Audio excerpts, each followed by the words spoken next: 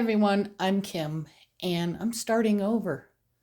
I have to start over with a new YouTube page because my old YouTube page became unlinked with my main YouTube page. My old not Facebook, YouTube page was called My Colorado Mountain Garden. My new page is called My Colorado Mountain Garden and Homestead. And I hope that you'll agree it's going to even be more than what the other one is, because I am going to try and add more videos of food to cook, preserving foods, things like that. I am very much a gardener, and I have been for many years.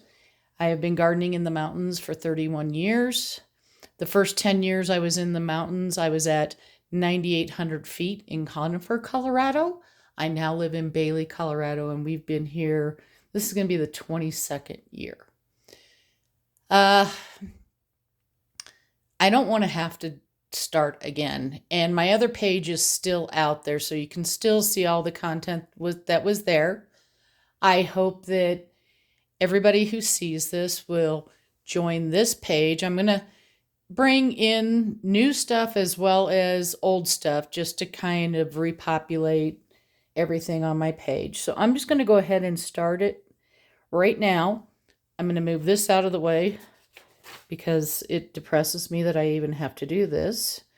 I'm going to pan out here a minute, and we're going to start talking about my main fertilizer of choice. Keep in mind, I amend all my outside beds. I grow in raised beds and containers. The reason for that is because everything here in my yard is basically decomposed granite. So I had to bring in all new soils and everything like that. All these beds have been established for many years. I have a few newer ones that have only been around for a few years, but I amend with compost, and I'll do another video and talk about the types of compost that I use and how I amend in the spring and the fall and things like that. But we're going to talk fertilizer. I grow all of my vegetable seeds and herbs and stuff like that myself. I do grow some flowers, but I don't grow a ton. A lot of times I just purchase those, and it's mostly due to a lack of space. My space is for food. So I have chosen, after many years, to use the Fox Farm Grow Big. And for many years, I just used to use things like fish emulsion, seaweed, and things like that. But you can see, hopefully here, that this is a 644. And it's a very rounded fertilizer. You can find it in most big box stores like Home Depot, Lowe's, Ace, your regular grocery stores. And I have seen it in Walmart, but not as much. It's inexpensive because you only add for regular feedings.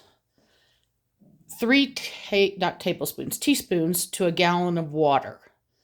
So especially when you're starting your seeds indoors and things like that I have to here at altitude. And again, I'm at 8,800 feet.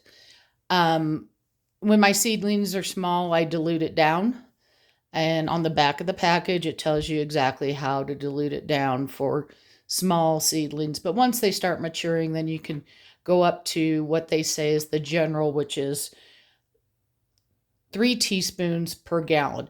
You can feed them heavily if you need to. I don't recommend anything in a small container ever getting fed heavily. But once I get peppers and tomatoes, which I grow in 5-gallon containers in my greenhouse, sometimes towards the end of the season, I'll boost that to 4 teaspoons per gallon. So this is my fertilizer of choice. And that is just for general fertilizing. Again, depending on if I'm amending beds or if I think I have a problem with something, I may use something else. But I would say 95% of the time, this is my go-to. The other thing that is my go-to, and this is for insects, is the Amazing Dr. Zymes. Before the Amazing Dr. Zymes, if I got, let's say, aphids, or I was getting some of the cabbage maws and I'd get the eggs. I was just using the neem oil. I don't use the neem oil anymore, and that is because if you've ever used neem oil, you know it leaves an oily, sticky residue on your plant. And what that's doing is clogging up the stomata of the plant, clogging up those main cells where air's coming in. And it stays around. It doesn't wash off. It's oil. This does not contain any oil. You apply it either very early in the morning or in the evening after the sun goes down. I typically put it in the evening because it's cooler and it's going to be able to sit there overnight. As long as it's wet, it is viable. So if I spray, let's say I have aphids and I spray it on the aphids and everything like that, this is for soft insects only. It's not for like a beetle, because it can't penetrate through the beetle. Might get some on its stomach, but it's basically, they're saying, for soft-bodied insects. The other reason why I choose to use this product at night is because most of my bees, because I am a beekeeper, have gone home for the evening. Not that they're going to stay around when I'm spraying anything, but bees are soft-bodied insects, so it could kill them. This does not contain any bad insecticide or anything like that. It is certified organic. You can spray it on your plant the same day you harvest. You can spray it in your mouth and you're not going to die. Don't know why you would want to spray it in your mouth. There are many videos out there on this product. It was developed in the cannabis industry. I moved to this because I was just tired of, if I did get pests, that I was killing my plant because of all the oils on it.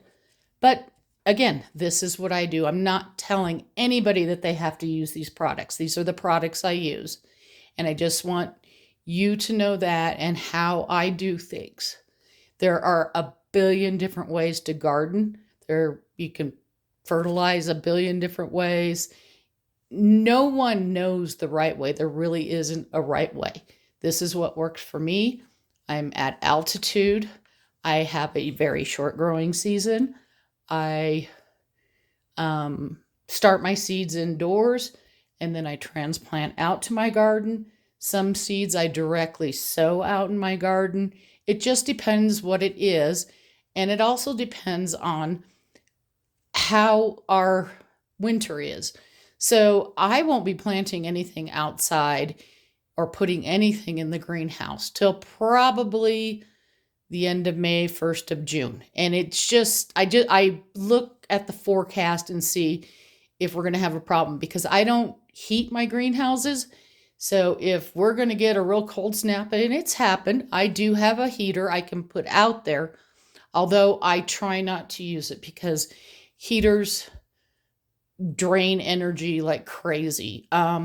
Even using them at night for a week, you're going to see the difference in your electricity bill. There is not a good heater. That's all I can tell you.